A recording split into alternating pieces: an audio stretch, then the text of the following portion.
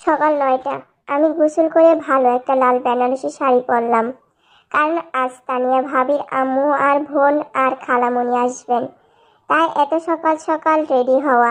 মির্জা সাহেব অনেক আগে নিজের কাজের জন্য বের হয়ে গেছেন। ওনার সাথে আমার মান অভিমান কমেনি, বরং আরো বেড়ে গেছে। আজব ব্যাপার হলো, আমাদের প্রতিদিন কোনো না কোনোভাবে ঝগড়া হয়। এর কারণ এখনো আমি খুঁজে বের করতে পারিনি। উনিও আগে থেকে কেমন জানি রসিক হয়ে গেছেন। পায়ের উপর পা দিয়ে আমার সাথে ঝগড়া করেন, যখন তখন আমাকে ডিস্টার্ব করেন। ওনার চরিত্র থেকে আলাদা বিহেভ করেন আমার সাথে। যেসব কথা আমি মাথা থেকে সরে ফেলে রান্নাঘরের দিকে চলে আসলাম। রান্নাঘরে শাশুড়ি মা আমাকে দেখে বললেন, প্রতিদিন শাড়ি পরো, তবে আজকে একদম বউ বউ লাগছে। এই জন্যই বলি সবসময় একটু সেজে গুজে থাকবা, পুতুল পুতুল লাগে বলে হাসলেন। ওনার কথা শুনে আমি খিলখিল করে হেসে উঠে বললাম, এখন থেকে না হয় সেজে গুজেই থাকবো প্রতিদিন। আমার কথা শুনে শাশুড়ি মা হাসলেন, তবে কিছু বললেন না। এর মধ্যে দাদি এসে বললেন, মেজো নাতবো, এখন উনি আমাকে ভীষণ ভালোবাসেন। ওনার সাথে আমার ভালো একটা সম্পর্ক তৈরি হয়েছে, তাই উনি আমাকে মেজো নাতবো বলে সম্বোধন করেন। আমি দাদিকে দিকে তাকিয়ে হেসে বললাম, বলুন দাদু দাদি। দাদি আশেপাশে তাকিয়ে আমার কানের কাছে ফিস ফিস করে বললেন, তোমারে অনেক মোটা লাগছে, আগেই থেক্কা পেটে বাচ্চা আছেনি। দাদির কথা আমার চোখ বড় বড় হয়ে গেল। সাথে সাথে সেখানে তাকা একটা আয়নার দিকে নিজেকে দেখলাম। হ্যাঁ হ্যাঁ, আগে থেকে একটু স্বাস্থ্যবান হয়েছে। তাই বলে দাদি এভাবে বলবেন? আমি কোমরে হাত দিয়ে দাদির দিকে মুখ কালো করে তাকিয়ে বললাম, এত সব নাতনির ঘরে পুতনি পালার?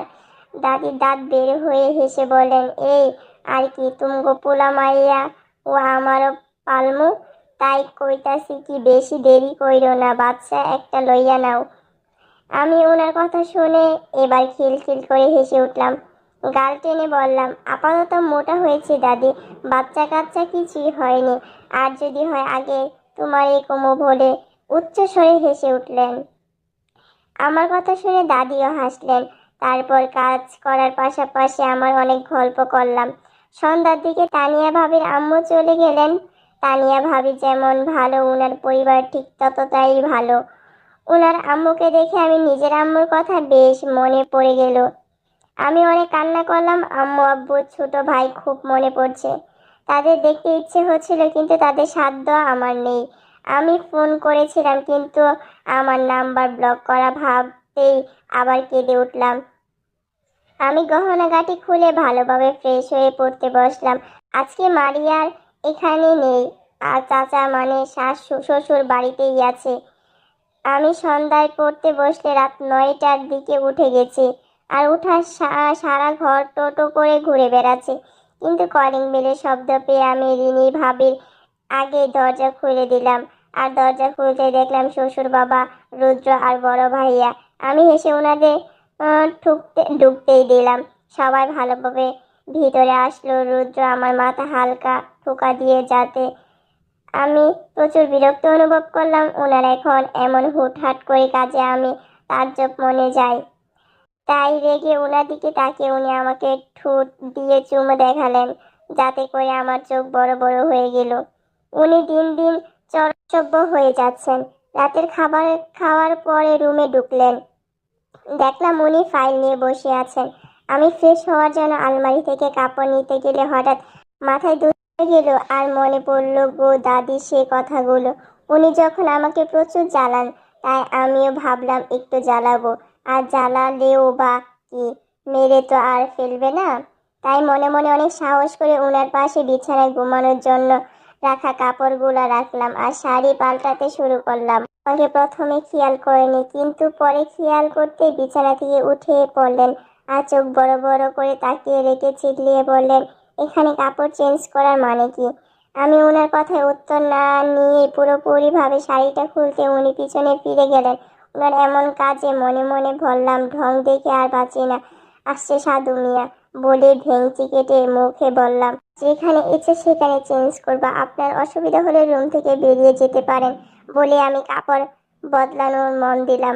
কিন্তু আজ মজা ওনার আক্রমণে আমি থমথম খেয়ে গেলাম। অগ্নি চোখে ওনার দিকে তাকিয়ে আছি আর উনি আমার দিকে তাকিয়ে বাঁকা হাসলেন। আমি রেগে বললাম, বলেছিলাম না আমার কাছে না আসার জন্য। আমার কথা শেষ হতেই উনি দ্রুত আমার কাছে এসে কানে ফিসফিস করে বললেন, হরিণ যদি নিজেই হেঁটে বাঘের কাছে আসে, বাঘ তো কামড় দিবেই।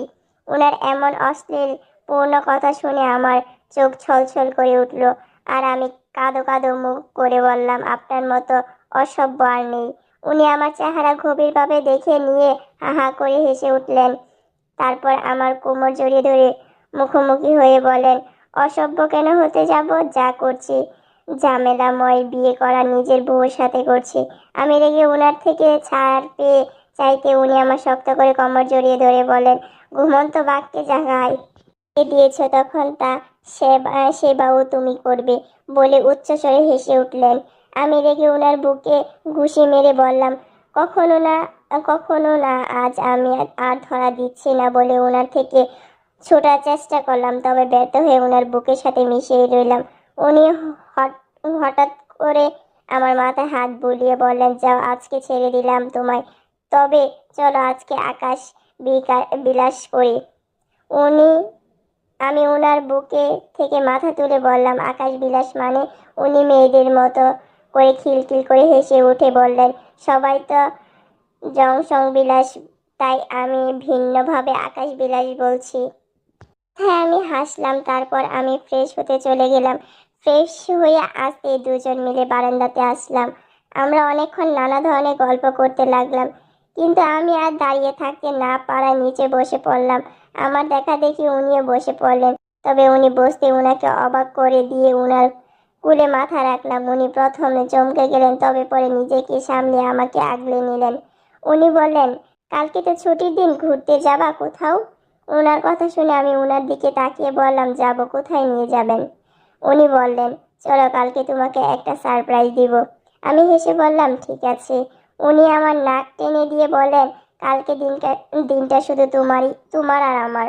ওনার কথা শুনে লাজুক হাসলাম। উনি হঠাৎ বললেন, তোমার জীবনে কি আগে কোনো পুরুষ ছিল? আমি হেসে বললাম, না। উনি বললেন, কেন? কারণ আমি এইসব একদম পছন্দ করতাম না। তারপর হেসে মজা করে বললাম, ক্লাস 7 থেকে আমি তো আপনার ছোটখাটো ক্রাশই ছিলাম। আমার কথা শুনে উনি শব্দ করে হেসে উঠলেন। তারপর আবার আমি ওনাকে জিজ্ঞেস করলাম, আপনার জীবনে কি আগে কোনো মেয়ে ছিল? উনি আলতো হেসে বললেন, ছিল। একটা দুটো উপরে জাস্ট রিলেশন ছিল 3-4 বছর আগে। এরপর আর রিলেশন যাওয়া আগ্রহ পাইনি। ওনার কথা শুনে চোখ আমার ছলছল করে উঠল। ভাবতেই কষ্ট হলো ওনার জীবনে আগে কেউ ছিল। আমি অভিমান করে ওনার কোল থেকে মাথা তুলে চলে আসতে উনি আমার পিছন থেকে জাপটে ধরে বললেন, তখন তো বউ ছিল না, তাই তারা আমার জীবনে আসতে পেরেছে, কিন্তু এখন তো বউ, তাই দুনিয়া এদিক ওই দিক হলেও তারা আমার জীবনে জায়গা পাবে না। ওনার কথা শব্দ করে কেঁদে উঠলাম। উনি আমাকে নিচের দিকে ফিরিয়ে কপালে ঠোঁট ছুঁয়ে দিয়ে বলেন, কিছু বলতে নেই, তোমরা মেয়ে জাতিকে কিছু বললে পেঁচাও পেঁচাও করে কান্না শুরু করে দাও। ওনার কথায় পাত্তা না দিয়ে হুট করে আমি ওনাকে শক্ত করে জড়িয়ে ধরে বললাম, আমি সব সহ্য করতে পারবো, কিন্তু অন্য মেয়ের সঙ্গে আপনাকে কখনোই সহ্য করতে পারবো না। আপনি আমার হাজব্যান্ড, আপনার ভাগ আমি কাউকে দিতে পারবো না। জানেন কেন? আপনি আমার কাছে সুপুরুষ, কারণ আপনি এখনো আমার সাথে ছলনা করেননি। আমাদের মাঝে হাজব্যান্ড ওয়াইফের মতো সম্পর্ক চলতে কখনো ভালোবাসি বলে মিথ্যা নাটক করেননি। এটাই আমার জন্য যথেষ্ট। উনি আমার কাছে প্রথমে ধমকে গেলেন, কিন্তু মুচকি এসে আমাকে জড়িয়ে ধরে বললেন, আমি শুধু তোমার। আর আমাকে হালকা টিচ করে বললেন, এ না হলে বাঙালি নারী। কিন্তু তারপর আবারও সিরিয়াল হয়ে বললেন, হয়তো এখনো তোমাকে ভালোবাসতে পারিনি, একদিন না একদিন ভালোবাসতেই হবে। সেই রাতটা আমার আকাশ বিলাস করে পার করলাম। সকালবেলা রুদ্র ঘুম ভাঙতে পাশে নূরকে দেখে স্তম্ভ নিঃশ্বাস ফেলল, কারণ আজকে ছুটির দিন, সব বন্ধ। না হলে নূরকে কখনো ঘুম থেকে উঠে তার পাশে পায়নি, যাতে করে সে প্রচুর রেগে যায়। রুদ্র নূরকে স্কিন করতেই লাগলো। তার হাতের কাছে নূরের মাথা আর পা দুটো বিছানার বাহিরে, কাপড়ের যাথা অবস্থা। রুদ্র মনে মনে হাসলো, এমন এলোমেলো বউ তার কপালে ছিল। কিন্তু আগে সেটা নিয়ে আফসোস করলেও এখন সে অভ্যাস হয়ে গেছে। তার বউয়ের জায়গায় একমাত্র সে নূরকে ভাবতে পারে, বাকি কাউকে একেবারের জন্য ভাবতে পারে না। রুদ্র নূরকে ঠিক এভাবে শুয়ে দিয়ে তাকে জড়িয়ে ধরে আবার ঘুমানোর চেষ্টা করলেন। তারপর আশেপাশে প্রচুর গাড়ি চলাচল করছে, প্যাপো প্যাপো শব্দ করে। সব জায়গায় যেন মানুষের ঘিচঘিচ। কেউ কেউ রাস্তায় দাঁড়িয়ে খাবার খাচ্ছেন, আবার কেউ কেউ বাস্তবতা নিয়ে হেঁটে চলছে, আবার কেউ কেউ ফোনে কথা বলছে। কিন্তু আমি রুদ্র রিস্কায় বসে আছি। আমার ভালোই লাগলো। রুদ্র চোখ মুখ শক্ত করে বসে আছেন। আমি অভ্যস্ত হয়ে সেদিকে বিশেষ পাত্তা দিলাম না।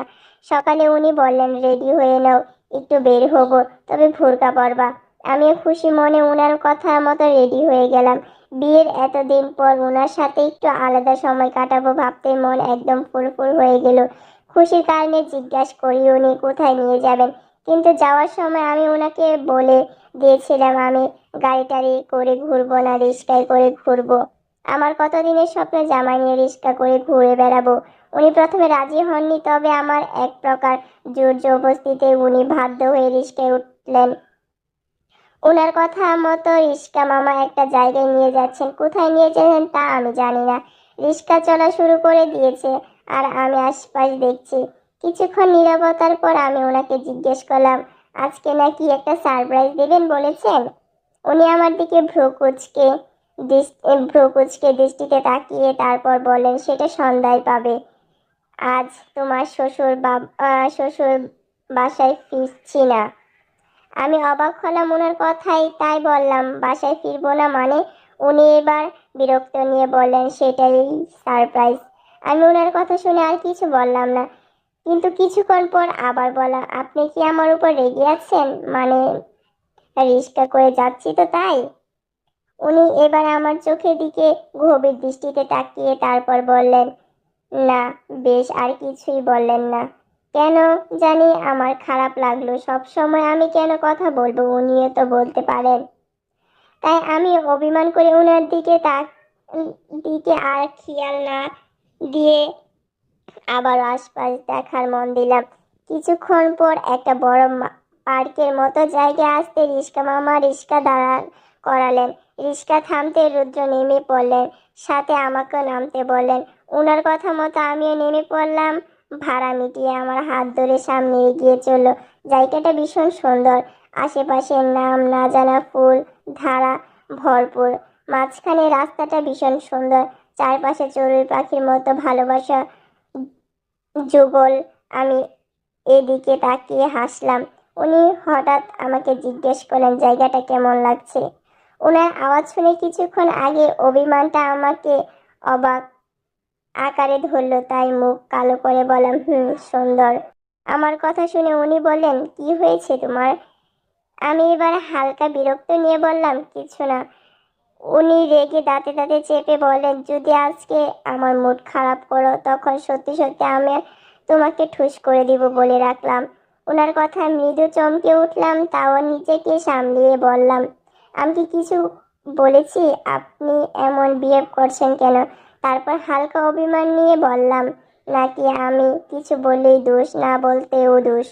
উনি রেগে আমার দিকে তাকিয়ে বললেন, তোমার মতো স্টুপিড নিয়ে বের হওয়া আমার ভুল হয়েছে। ওনার কথা অপমানে আমার সারা শরীর মৃদু কাঁপতে লাগলো, তাই রেগে বললাম, তাহলে আমার সাথে ঘুরবা কোনো প্রয়োজন নেই বলে সেখান থেকে চলে আসতে নিজে উনি শক্ত করে হাত চেপে ধরে আমাকে আটকালেন। তারপর আশেপাশে তাকিয়ে দাঁতে দাঁত চেপে বললেন, পাবলিক প্লেস তামাশা করবে না বলে দিলাম। আমি কিছু বললাম না, বলতে ইচ্ছেও হলো না। উনি আমার হাত ধরে মুগ্ধ একটা জায়গা নিয়ে বসালেন, তারপর আমার হাত ধরে বললেন, আমি বেশি কথা বলা পছন্দ করি না, সেটা তুমি ভালো করেই জানো। আর এখন বা বলি তোমার জন্য বলা হয়, তাই শুধু শুধু আমার কাছে এত আশাও রাখিও না। রুদ্র কখনো পুরোপুরি ভাবে বদলাতে পারবে না। রিস্কাতে বসে তোমার হাত ধরবো কোমরে জড়িয়ে ধরবা, হাজার গল্প করবে, সেই সব ভাবা তোমার বোকামি। আমি কোনো সিনেমা হিরো নই নূর। আর না, এসব আমাকে দিয়ে হবে না। রিস্কার কাছে বিরক্ত লাগলে, বুঝছো? আর কখনো এমন আবদার করবে না। আর শোনো, এখানে ঘোরাঘুরি পর আমরা আমার গাড়ি আসবে। ওনার সব কথা শুনে আমি মুখ কালো করে ফেললাম। তবে এটা ভেবে মনে খুশিরা হলো, উনি আমার মনের কথা বুঝেছেন। আমি ফুরফুর চোখে ওনার দিকে তাকিয়ে বললাম, সব বাদ, তবে আপনি যে আমাকে মনের কথা বুঝেছেন সেটাই অনেক। তবে আপনাকে আমি চ্যালেঞ্জ করছি, এই যে আজকে আমার শখ পূর্ণ করেননি, একদিন দেখবেন এই শখগুলো আপনার মনেও জাগবে। কিন্তু বলে দিচ্ছি, সেই দিন আমিও পূর্ণ করতে দিব না বলে ভেঙচি কাটলাম। আমার কথায় উনি উচ্চ স্বরে হেসে উঠলেন, তবে কিছু বললেন না। আমরা বিকেল পর্যন্ত এখানে সেখানে ঘোরাঘুরি করছি। সব সময় মতো আমি বেশি বকবক করছি আর উনি শুনছেন। কিন্তু সন্ধ্যার দিকে উনি আমাকে কোথায় যেন নিয়ে যাবেন বলেছেন। ওনার গাড়ি এসে থামালো একটা 6 থেকে 7 তলা বিল্ডিং এর সামনে। উনি গাড়ি থেকে নেমে আমার হাত ধরে সেই বিল্ডিং এর দিকে হাঁটতে লাগলেন। আমি বললাম, এখানে কে থাকে আর এখানে আনলেন কেন? ও আল্লাহ, এত দূর জার্নি করে আমি ক্লান্ত। আমার কথায় উনি হাসলেন, তারপর লিফটে ঢুকতেই বললেন, এই বিল্ডিংটা আমার বাবার বন্ধুর। তবে 5 তলায় সেই ডান পাশে ফ্ল্যাটটা আছে, ওইটাই বাবা আমাকে গিফট করেছে আমার 23তম জন্মদিনে। ওনার কথায় আমার চোখ বড় বড় হয়ে গেল। তাই অবাক হয়ে বললাম, আপনি এখানেই থাকেন নাকি, তাও আবার একা? ওনারা উনি আমার কথায় দাঁত দিয়ে ঠোঁট কামড়ে বললেন, কে বললো একা থাকতাম? আর হাজার খানিক বউ ছিল, তাদের সাথে থাকতাম। ওনার কথা শুনে রেগে ওনার দিকে তাকিয়ে উনি উচ্চস্বরে হেসে বললেন। তারপর লিফট থেকে বের হয়ে ফ্ল্যাট এর কাছাকাছি থেকে উনি দরজা খুলতে লাগলেন আর খুলতে খুলতে বলেন, আমি এখানে ছিলাম প্রায় 2 বছর। তোমার শ্বশুর বাড়িতে তেমন একটা যাওয়া হতো না তখন। এখন যেতাম না, কিন্তু তোমার কারণে প্রতিদিন যাওয়া হয়।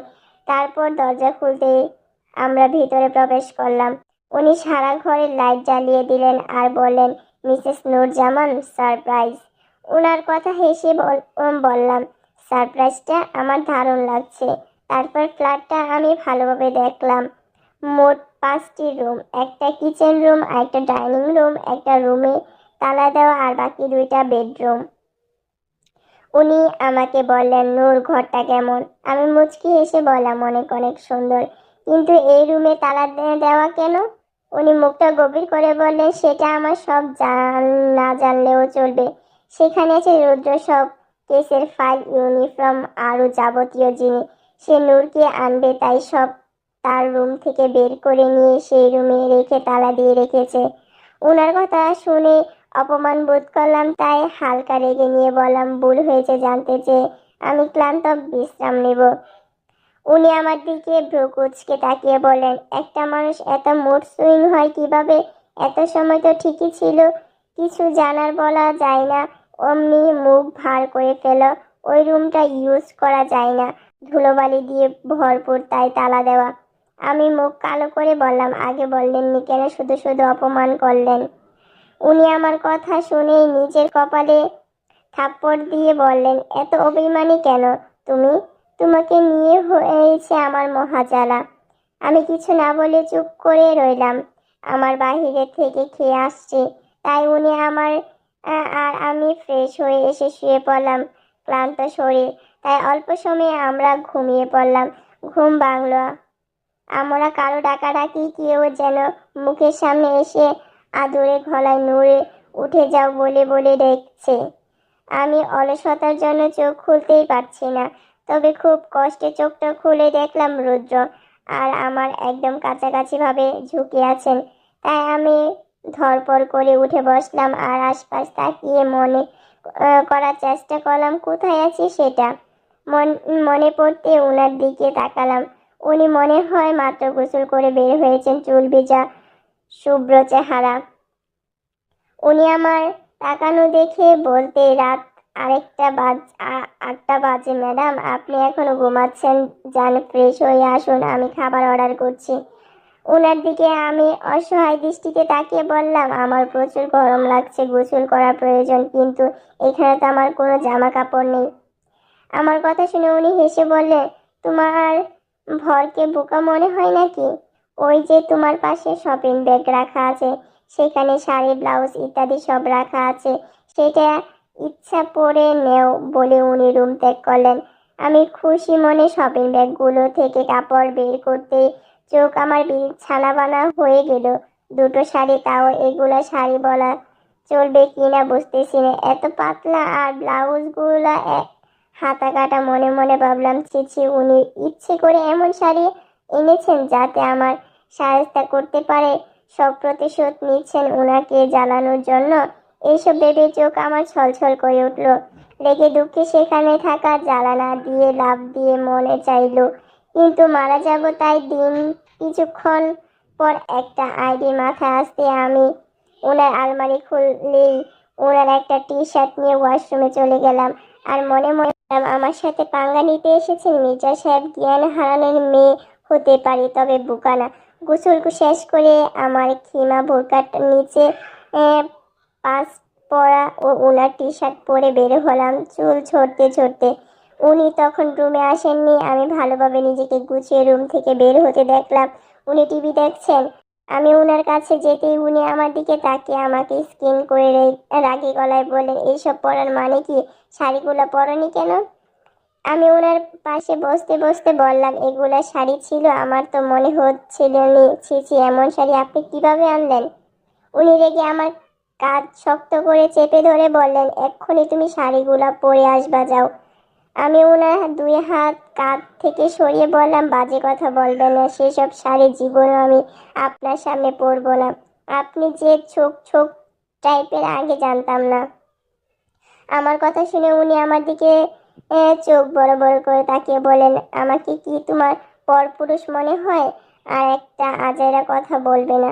আর কি বলো ছুক তাই বললে আচমচে আমার ঠোঁট ওনার ঠোঁটে দিয়ে চেপে ধরলেন। এমন হওয়াতে আমি ঠকস যখন বুঝলাম কি হচ্ছে, তখন আমি ওনার থেকে ছাড়াবার চেষ্টা করলাম, তবে ব্যর্থ হলাম। কিছুক্ষণ পর উনি নিজেই ছেড়ে দিলেন।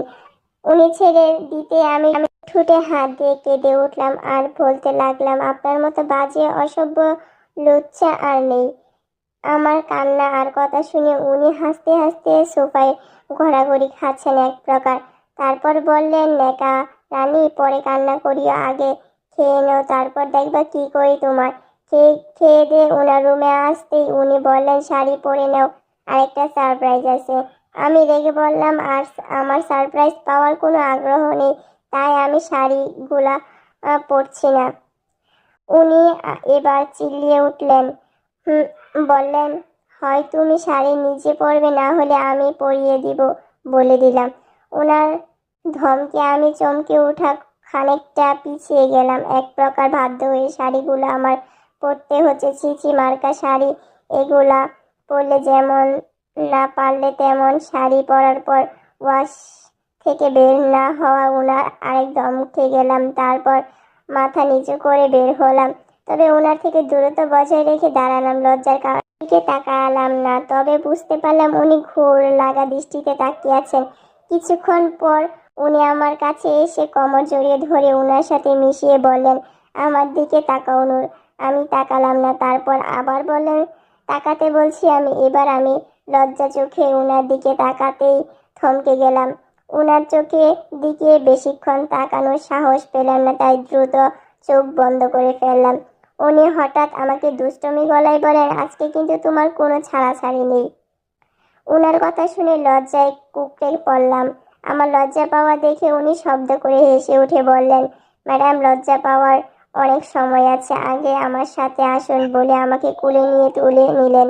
ওনার কাছে আমি ভূমিকম্পের নয় মৃদু কেঁপে উঠলাম, তবে লজ্জা ওনার দিকে আর তাকালাম না। আমি সে অবস্থায় ওনার বুকে মাথা রেখে ওনাকে গভীরভাবে অনুভব করতে লাগলাম। ওনাকে বলতে ইচ্ছে হলো, আমি আপনাকে ভীষণ ভালোবাসি মির্জা সাহেব, কিন্তু নিজের কথা নিজে চমকে উঠলাম। ভালোবাসি মানে? হ্যাঁ, ভালোবাসি তো। ওনার প্রতি আমার মনে সে গাঢ় অনুভূতি আছে, তার নাম ভালোবাসা। ভাবতেই মুচকি হেসে ওনাকে আরো শক্ত করে জড়িয়ে ধরলাম। আরেকটা রুমের কাছাকাছি এসে আমাকে নামিয়ে দিয়ে আমার চোখে হাত দিয়ে বললেন, চোখ বন্ধ করো, চেটিং করা যাবে না। আমি মুচকি হেসে বললাম, ঠিক আছে। আমার চোখ থেকে উনি হাত সরাতে আমি চোখ খুলে সামনে তাকালাম, আর তাকাতেই চমকে উঠলাম। ওনার সেই রুমটা, উনি ছোট ছোট স্টার, চাঁদ, বেলুন দিয়ে সাজানো, আর বিছানা ফুল দিয়ে লাফ আঁকা। আর সব ছাড়তে বেশি চমকে গেছি আমার শতখানিক ছবি দেখে। সব বিয়ের পরের ছবি। ছবিগুলো কখনো আমি রেগে নাক ফুলিয়ে আছি, কখনো আবার কান্নারত অবস্থায় আছি, আর কখনো আবার ওনার সাথে মিশে আছে। এগুলা উনি কখন ক্লিক করেছেন কেউ জানে না। আমার ফুরফুরে চেহারা দেখে বলেন, মিসেস, আজকে আমাদের বিয়ের 2 মাস হয়ে গেছে, তাই এই ছোট উপহার তোমার জন্য। ওনার কথা শুনে আমি মুচকি হাসলাম, তবে কিছু বললাম না। উনি পিছন থেকে আমার কোমর জড়িয়ে ধরে বলেন, কেমন লাগলো বলো না তো। ওনার এমন কাজে আমি কেঁপে উঠলাম, তবে বললাম, অনেক অনেক ভালো লাগলো, ধন্যবাদ এমন উপহার দেওয়ার জন্য। আর রুমটা অনেক সুন্দর করে সাজিয়েছেন। উনি আমাকে আরো ভীষণ গভীরভাবে ছুঁয়ে দিয়ে বলেন, ধন্যবাদ দিলে কিন্তু আর হবে না। ওনার কথা মানে বুঝতে পেরে রাগে চোখে ওনার দিকে তাকালাম। উনি আমার তাকানো দেখে হেসে উঠলেন, তারপর আমার দিকে এক হাত বাড়িয়ে বললেন, চলো ডান্স করি। ওনার কথায় আমার চোখ বড় বড় হয়ে গেল, তারপর অবাক হয়ে পড়লাম, আপনি ডান্সও করতে পারেন? উনি নিজে আমার হাত ধরে ওনার কাছে নিয়ে গিয়ে বললেন, করলে দেখতে পারবে কি না বললেই একটা গান ছেড়ে দিলেন। তাকে অল্প করে ডাকছি আর আগলে আগলে রাখছি, তবে অল্পতেই হারাচ্ছি। আবার তাকে ছুবো ছুবো ভাবছি আর ছুঁয়েই পালাচ্ছি।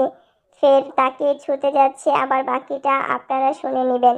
গানের তালে তালে আমার এক ওপারের দিকে গভীর দৃষ্টিতে তাকিয়ে ডান্স করছে, কিন্তু উনি হুট করে আমার ঠোঁট আঁকড়ে ধরলেন। ওনার ছোঁয়া গায়ে ঘাড় হতে আমার মাথা হলো, এই ছোঁয়াগুলো ভালোবাসাহীন, আর এমন ছোঁয়া আমার প্রয়োজন নেই। তাই আমি ওনাকে নিজের সব শক্তি দিয়ে ধাক্কা দিয়ে, এতে উনি খানিকটা পিছনে গেলেন আর আমার দিকে অবাক হয়ে তাকিয়ে বলেন, নূর। আমি রেগে বললাম, কি নূর? হ্যাঁ, কি নূর? ভালোবাসেন আমায়? আপনার উত্তর, অবশ্যই না। তারপর চিল্লিয়ে উঠে বললেন, তো তাহলে কাছে আসার মানে কি? আমি ওনার কাছে গিয়ে ওনার চোখের দিকে তাকিয়ে বললাম, মির্জা সাহেব, ভালোবাসাহীন ছোঁয়া আমি চাই না। যদি ভালোবাসেন সেদিন না হয় ভালোবাসবেন, নিজের কাছে নেবেন। এর আগে ভালোবাসাহীন আমাকে ছুতে আসবেন না। পিস্তল দিয়ে আপনাকে ঠুস করে দিব। আর ভুল টুলি হলে ক্ষমা করবেন, ভুলগুলো ধরিয়ে দিবেন।